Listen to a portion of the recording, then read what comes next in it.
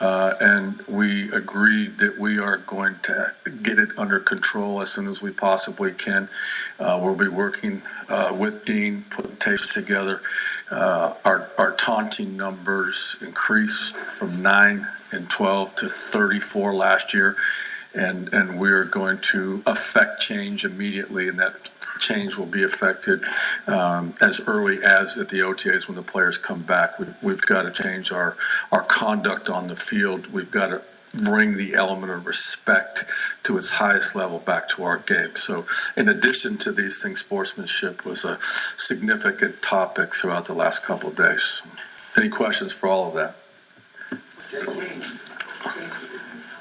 I'm sorry? What changes did you make? So you're make some changes we're gonna clean the game up on the field between the players, the in-your-face taunting, okay, those types of things, okay, the language, okay, it's all in the book. It's all under unsportsmanlike conduct. There's no change in our rule. We're going to enforce the current rule.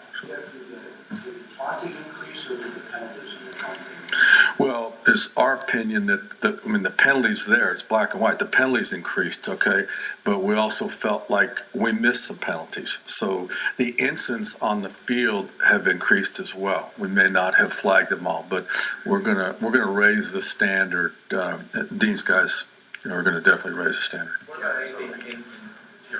What about in the locker room and code of conduct in the facility?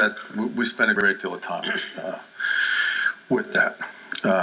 In a lot of different meetings, head coach meetings only, head coach and GM meetings, our special session with our ownership. We spent a lot of time with respect to that. Jeff, so will be treated kind of like a point of emphasis? Well, the committee, this is how we presented it. The committee's position on this in the past, taunting, sportsmanship is in the back of the book under points of emphasis.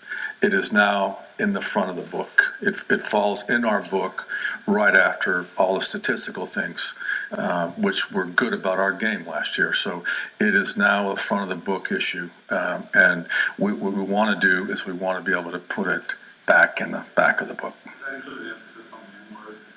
It includes everything, yes. Everything. When you talk about the taunting, and who exactly is fed up with it? Is it ownership, coaches, fans, other players? How about all of the above? Okay.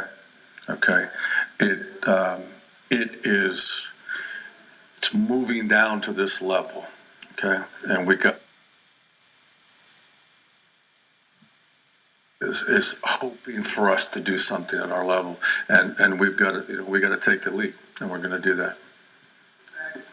Yeah, guys, the fact that you're moving the extra point, you're willing to experiment, I guess that means you like the idea.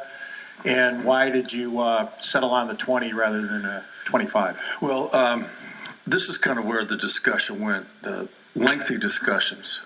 Background, this is, in recent history, it's a new issue. It just came up this offseason.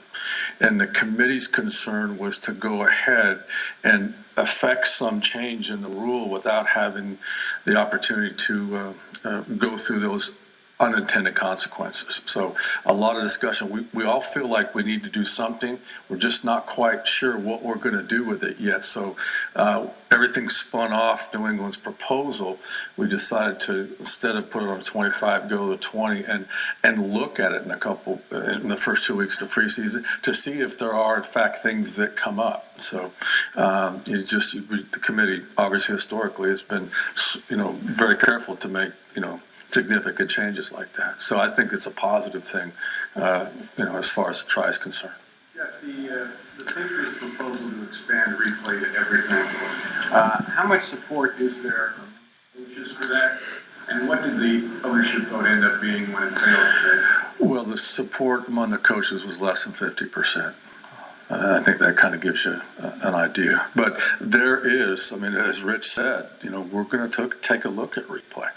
We have to look at the entire system with our technology changing and our move, or the fact that the membership voted in or agreed to allow Dean's Group to oversee and consult with the official this year is a major step. So we're constantly evaluating our replay system because we all want to get things right. What was the hang-up with the IR rule? I think the IR rule is we have a system of 53 and 46, and that system was designed to take injured players and allow them to be carried within that 53. This would be going back to the old system before we had the 53 to 46, where injured reserve was used as a method to carry injured players, and that it would be a dramatic change in the system and wasn't one that had any support. Jeff, with respect to sportsmanship and changing the culture in the locker room, is there a consensus on how to affect that change, whether it be coaches having more presence in the locker room or other ideas? Yes, we discussed all those things. Yeah, it's a behavioral change, and we feel it starts with leadership, and that's leadership, whether it's the head coach or the owner or the GM, but also leadership on your football team. And those are the areas that we're going to focus on this spring. If the NCAA has some concern, what are their concerns? About? Taunting on the field and the NCAA? Yeah, I mean, if the college athlete sees something on the weekends that the pro athlete's doing, most of the time they're gonna react the same way. And not that we're allowing it to happen, but the incidents are increasing, and we want to reduce them. Colleges, I mean, they're adamant about sportsmanship on the field, and celebrations and taunting and things like that. They don't tolerate it. Now, sometimes they may not see it, but we got to get to that point where we can't tolerate it. How much thought has been given to a social media policy?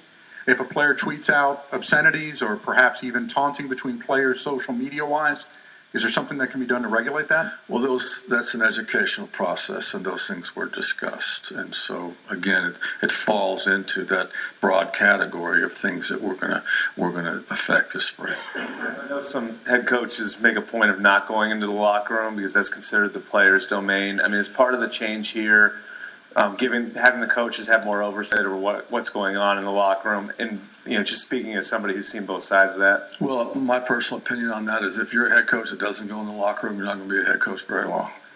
Okay, that locker room that's a team environment. We have a responsibility to go in there. The players need to see the head coach in the locker room. You allow that environment to become a sanctuary, if you will, then you lose control real quickly.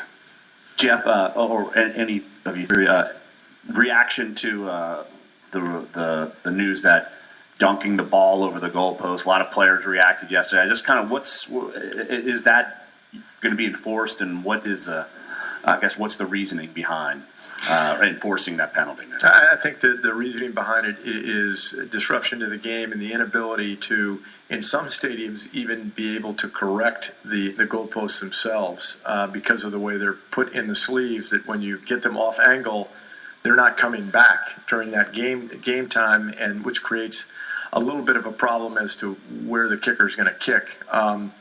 When we changed the rules about props way back when we had some issues with some things that were going on in the field, and it dealt with sportsmanship, we left a number of things in. And we said, hey, the Lambeau Leap, hey, you can do this, because they were traditional things. I don't think we ever contemplated that the goalposts would be thrown off kilter in games and there'd be a 20-minute delay of the game as they tried to right them. When you add 5 feet to the top and you make them even heavier, I think we were concerned about how it would have impacted a game from a competitive standpoint, and so that's why the rule modification. Anything else for Dean? Do you expect the new replay arrangement with you in contact with the officials? Do you expect this to speed up the replay process as well as make it more accurate? Yeah, we expect it to speed up the process and be more efficient in that we can communicate with the referee immediately, as soon as he's done making his announcement, we can start that conversation as to what we're going to look at, what he's going to see. So there isn't that delay of getting over to the monitor, putting the headset on, and having a 45-second discussion. So we think it'll be more efficient, accurate, and consistent. Is your involvement in that specifically just replay reviews, or can you discuss with referees at various points of the game? No, this is strictly tied to replay reviews, and the referee is the only official that we can communicate with. We can't communicate with the other 6 officials. And Dean, is it only you who will be? What happens if there's 2? There'll be a small group. Myself, Al Riveron, the senior director of officiating, will have monitors, but there'll be a small group of people that will be actually speaking to referees, so we can adjudicate multiple reviews that happen at the same time. Anything else? Thank you.